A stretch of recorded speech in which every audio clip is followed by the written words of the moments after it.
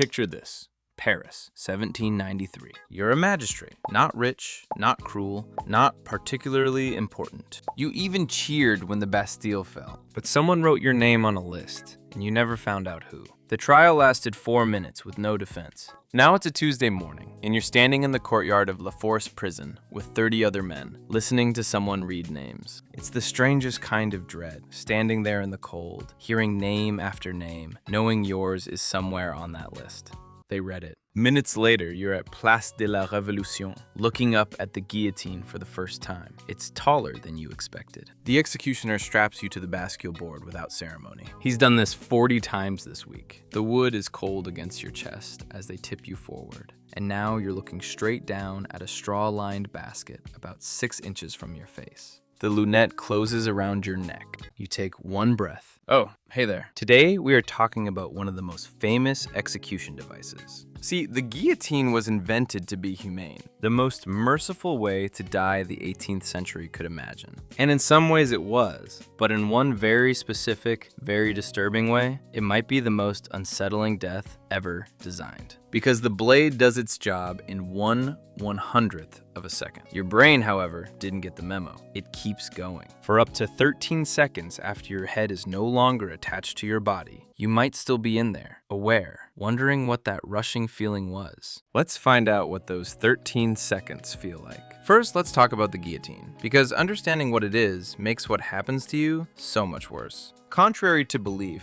Dr. Joseph Ignace Guillotine didn't invent the guillotine. He just lobbied for it, which is arguably worse because his argument was compassion. In 1789, he stood before the French National Assembly and proposed that all executions, regardless of the condemned social class, should be carried out by machine. Quick, clean, equal. No more botched beheadings with a nervous swordsman taking 3 swings. No more class system, even in death. Everyone gets the same exit. The irony is that he spent the rest of his life trying to get his name removed from it. The machine itself is elegantly simple. A hardwood frame standing 14 feet tall. An 88-pound lead-weighted blade angled at 45 degrees. When released, it drops the full height in about 0.3 of a second, hitting your neck at roughly 21 miles per hour. The actual severing takes 1/100th of a second. Faster than a blink, faster than a nerve impulse, faster than pain.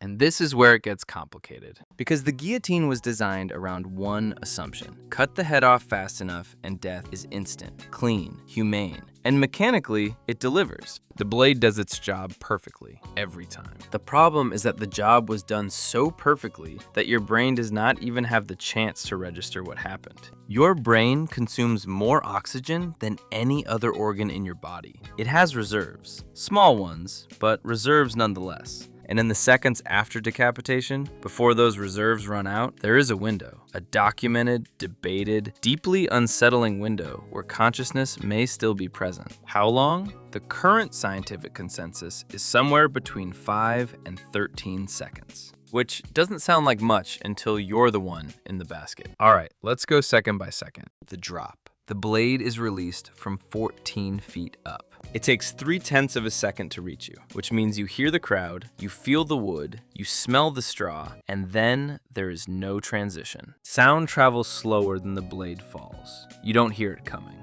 1/100th of a second. The blade hits. 88 pounds of lead-weighted steel moving at 21 miles per hour severs your spine, your carotid arteries, your jugular veins, everything in a single motion. Blood pressure in your brain drops to 0 in under a second. Your body doesn't have time to register it as an event. One moment, you are a person. The next moment, you are 2 separate things, and there is no transition between the two. 0 to 2 seconds. Your head is in the basket. And here's where it gets complicated. Your brain makes up 2% of your body weight, but consumes 20% of your oxygen at any given moment. It has no real storage capacity, but it does have reserves. The blood already circulating inside your skull when the blade hit, still oxygenated, still warm, is keeping your neurons running. Just barely. Just briefly. There is no pain. The nerves that would carry pain signals are gone. But there is something, a profound and disorienting wrongness. Your vestibular system, the part of your brain that tells you which way is up, is sending signals it can't make sense of. You were horizontal, now you're tumbling, now you're still. Nothing computes. 2 to 5 seconds. Your eyes are still functioning. This is the part that genuinely disturbed the scientists who witnessed it.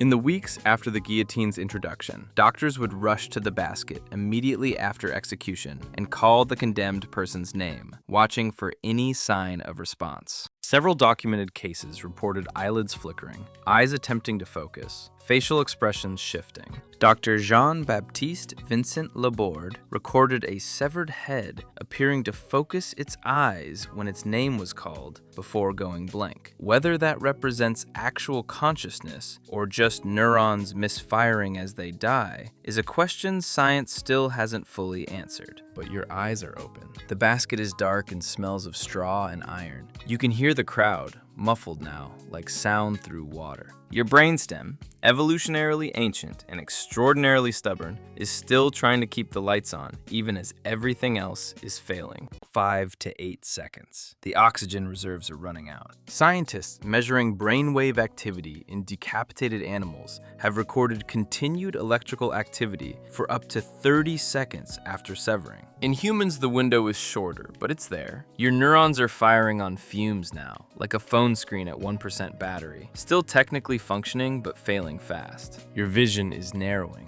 darkening at the edges. Thoughts are fragmenting, not racing, not profound, just incomplete. A name, a color. The smell of your wife's garden on a Sunday morning. Your brain is not giving you your life story. It's giving you whatever was closest to the surface. Random, mundane, deeply human. 8 to 13 seconds. The darkness is total now. Not dramatic, not painful. Your brain doesn't have an off switch. It has a dimmer. And right now, someone is slowly turning it down. Less and less, until the thing doing the experiencing quietly ceases to exist. No moment where you think, this is the end. You're just there, and then you're less there, and then you're not. 13 seconds. Gone. The crowd moves on to the next name. Let's put this in context. The Reign of Terror lasted less than a year, June 1793 to July 1794.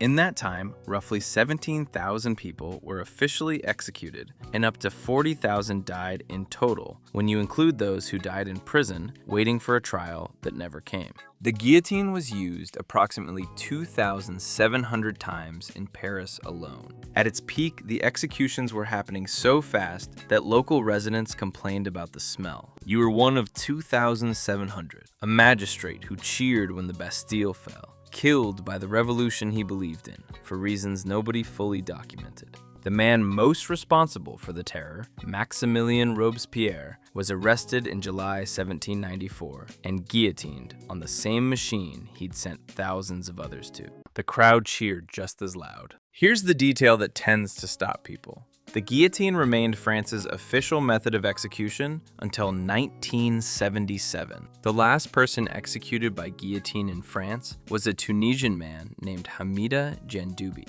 The year was 1977. Star Wars had just come out. The Sex Pistols were on the radio, and France was still cutting off heads. And the question of what happens in those 13 seconds, whether there is genuine consciousness after decapitation, remains officially unresolved. Your brain doesn't leave a record.